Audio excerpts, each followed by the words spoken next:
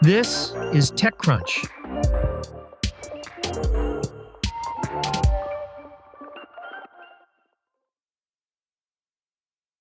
After rapidly hitting the top of the App Store in October, OpenAI's video generation app Sora is now struggling.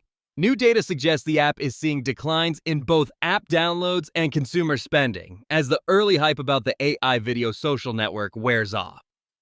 Powered by OpenAI's video generation model Sora 2, the iOS version topped 100,000 installs on day one, despite being an invite-only experience. It soon hit the top spot on the US App Store, and it reached the 1 million downloads milestone faster than ChatGPT. At the time, Sora's app was iOS only and still required an invite, making its success all the more impressive. However, in the weeks since Sora's mobile debut, the app has begun to lose traction. According to data from market intelligence provider AppFigures, Sora's downloads dropped 32% month over month in December. That's concerning because the holidays are typically a boon for mobile apps, as people are gifted new smartphones and often have time off from work, allowing them to install new apps and games. The decline continued this month, with installs falling 45% month over month to reach 1.2 million. AppFigures reported that consumer spending has dropped as well, down 32% month over month as of January. Like an AI-flavored TikTok, Sora allows users to create AI videos using prompts. A unique feature allows users to cast themselves and their friends as main characters in the videos, if they choose, while shared videos can be remixed by others who can customize them further. The videos can also include music, sound effects, and dialogue to complete the scenes users create. In total, Sora's app has seen 9.6 million downloads across iOS and Android, and $1.4 million in consumer spending to date.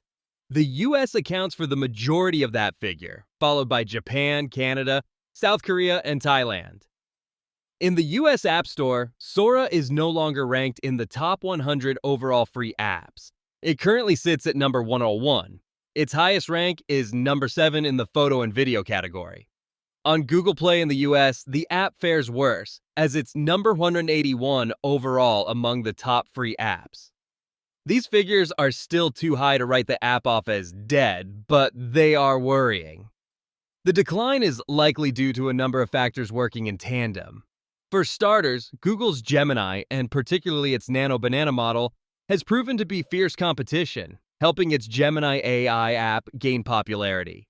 Sora also competes with Meta AI, whose app launched an AI-powered Vibes video, boosting its October downloads, just as Sora was taking off.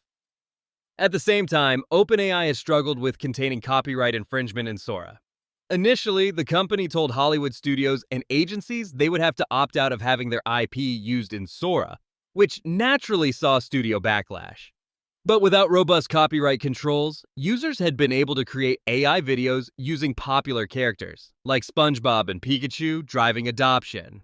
To appease Hollywood and stave off legal threats, Sora moved from an opt-out to an opt-in model and increased restrictions in the app. Last month, the doors opened up a bit more as OpenAI announced a deal with Disney, which allowed users to generate videos in Sora with its characters. But so far, that news hasn't increased Sora installs or consumer spending. It's also not necessarily a good look for Disney, considering some of the videos Sora users had made with its characters. Sora 2 was released to significant hype, with some calling it a disruption to social media and the TikTok of AI. But many users had no interest in letting others, even their friends, use their likeness to make AI videos. Without familiar faces and with limits on using commercial IP, people's interest in Sora seems to have faded. Whether the app can stage a comeback with more copyright deals or new features remains to be seen. A cohort of music publishers led by Concord Music Group and Universal Music Group are suing Anthropic, saying the company illegally downloaded more than 20,000 copyrighted songs, including sheet music, song lyrics, and musical compositions. The publisher said in a statement on Wednesday that the damages could amount to more than $3 billion, which would be one of the largest non-class action copyright cases filed in U.S. history. This lawsuit was filed by the same legal team from the Bart's versus Anthropic case, in which a group of fiction and nonfiction authors similarly accused the AI company of using their copyrighted works to train products like Claude. In that case, the judge ruled that it is legal for Anthropic to train its models on copyrighted content.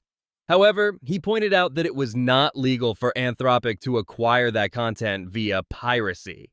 The Bart's case became a slap on the wrist, with Anthropic paying out $1.5 billion, with impacted writers receiving about $3,000 per work for roughly 500,000 copyrighted works.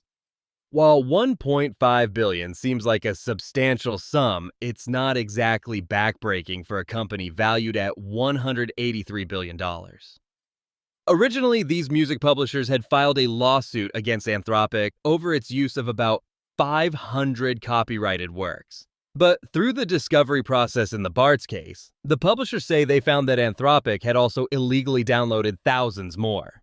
The publishers tried to amend their original lawsuit to address the piracy issue, but the court denied that motion back in October, ruling they'd failed to investigate the piracy claims earlier. That move prompted the publishers to instead file this separate lawsuit, which also names Anthropic CEO Dario Amodei and co-founder Benjamin Mann as defendants.